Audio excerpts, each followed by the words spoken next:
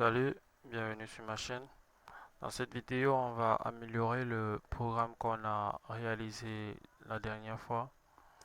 Jusqu'ici, notre programme copiait, lisait dans la mémoire des chaînes de caractères, les enregistrait dans un tableau et ensuite les affichait.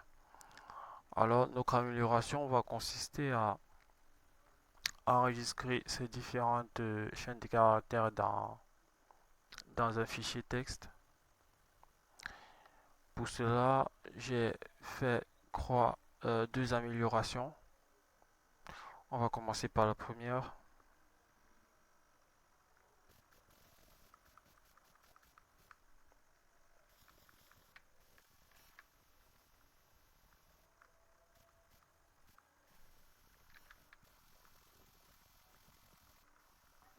Voilà.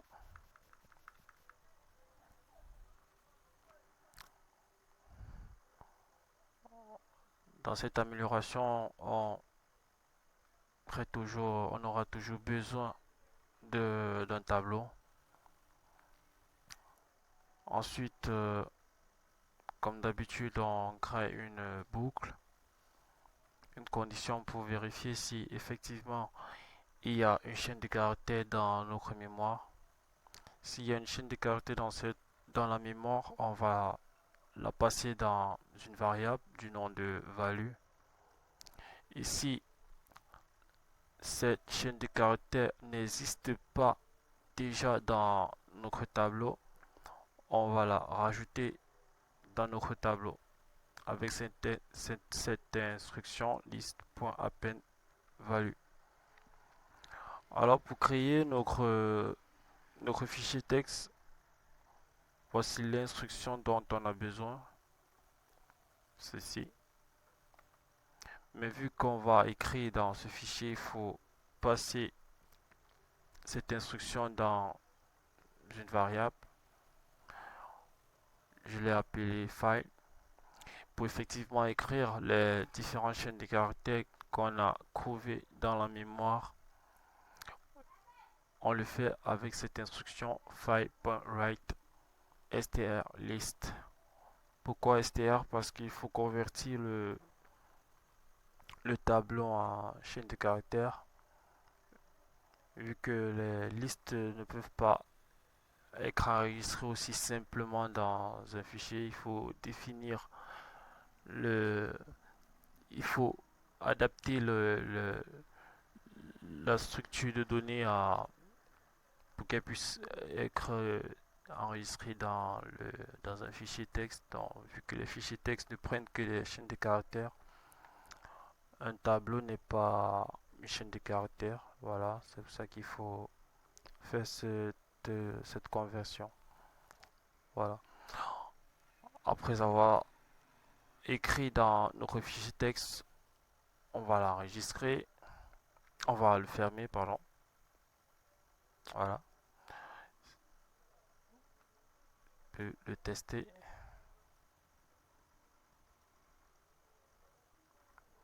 Rien ne se passe là, mais ici, on a notre fichier texte qui vient d'être créé. Voilà. Si je fais une copie, rien ne se passe parce que on n'a pas affiché on n'affiche pas à l'utilisateur ce qui a été copié. Copie là,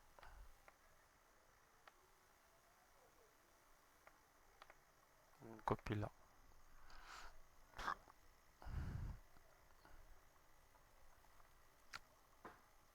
Alors là, vous pouvez voir les différentes chaînes de caractères que j'ai copiées. Ils sont tous présents. Crazy, licence, for more information. Là, c'est la, la chaîne de caractères qui était en mémoire avant que je ne lance le programme. Voilà. Mais on peut remarquer que il y a des virgules, des côtes et tout ce que le tableau modifie sur nos différentes chaînes de caractères. On a comment dire, le formalisme du tableau avec les apostrophes et les virgules. Alors pour se débarrasser de ça, c'est très simple. On va enlever str et mettre ceci, point join. En faisant ceci, on n'a plus besoin de mettre str. Notre programme saura qu'il va juste remplacer tout, tout le formalisme que donne le tableau par un espace. Alors, tous les différents caractères qui incluent le tableau dans nos chaînes de caractères vont être remplacés par des espaces. Alors, si on exécute notre programme, une fois de plus, le fichier est de nouveau créé. Une copie là, une copie,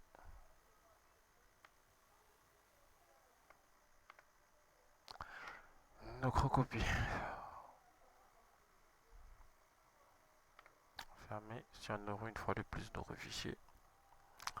Là, on constate bien que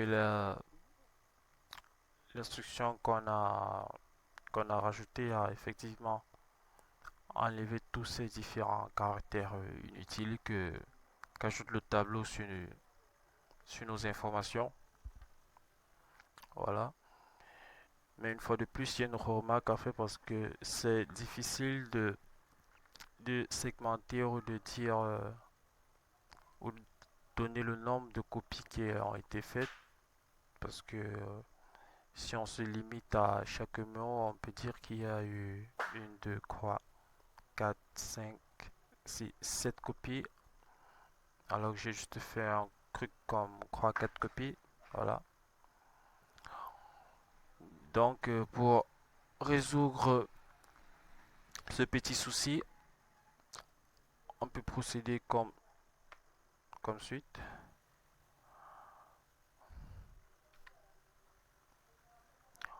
On va aller à chaque fois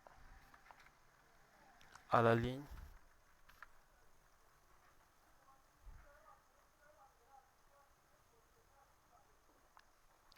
Alors, on va faire une copie encore là. Copie, copie,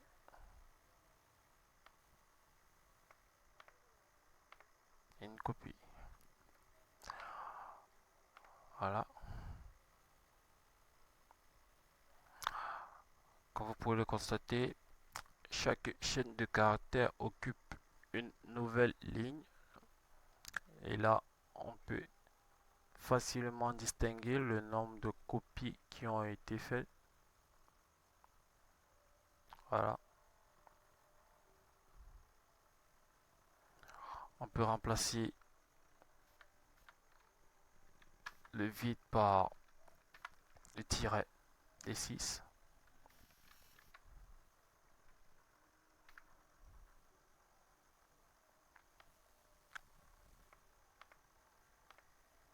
Voilà.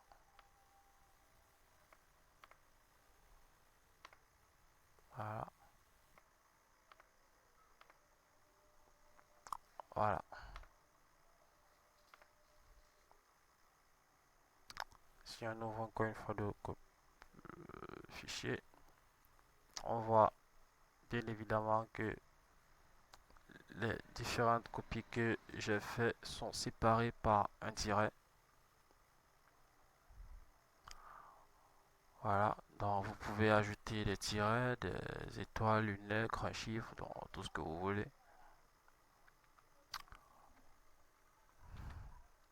Maintenant, nous allons passer à la dernière amélioration.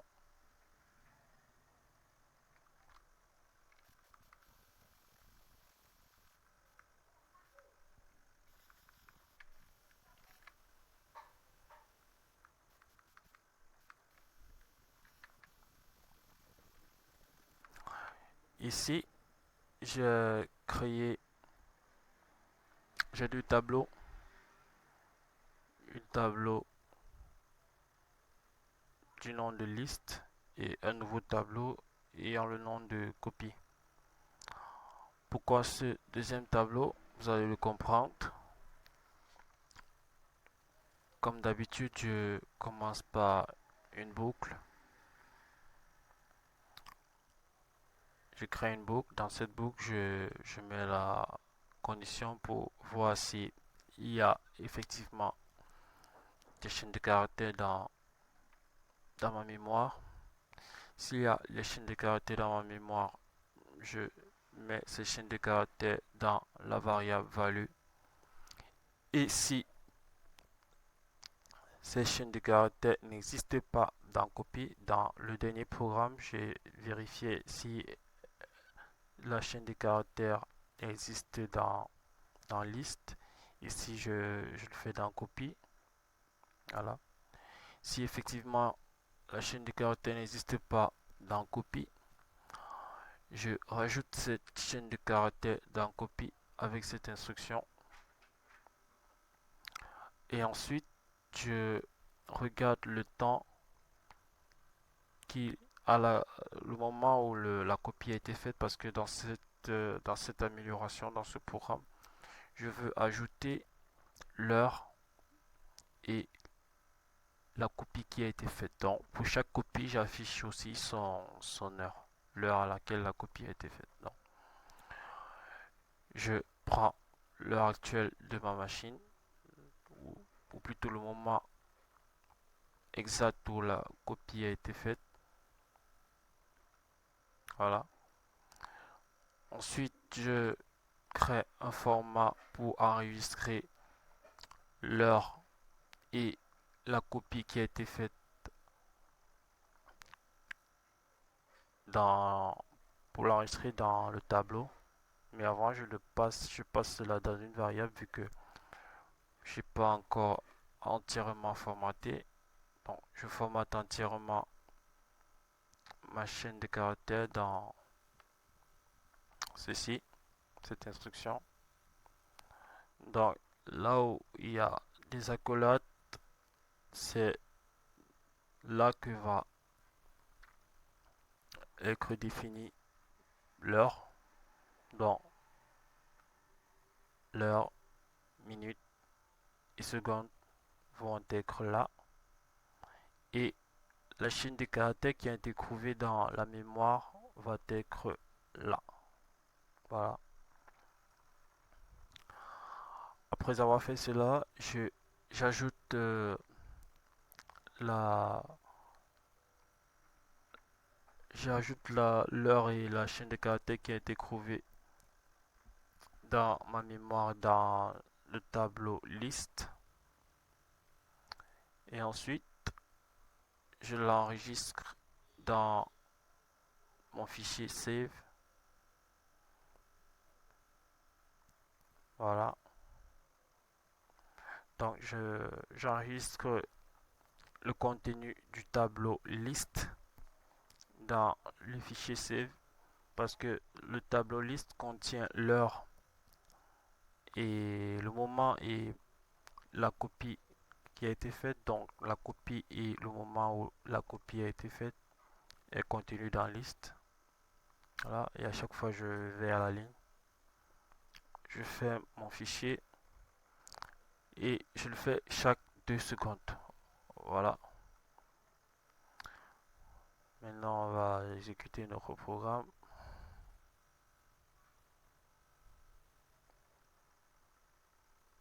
Voilà, on va copier ceci.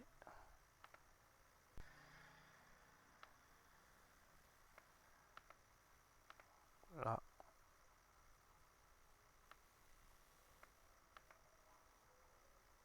là. Voilà. Si on ouvre notre fichier, là, on a effectivement la dernière copie qui a été faite. du moins la copie que j'ai fait avant l'exécution de ce programme. Voilà l'heure, ainsi de suite.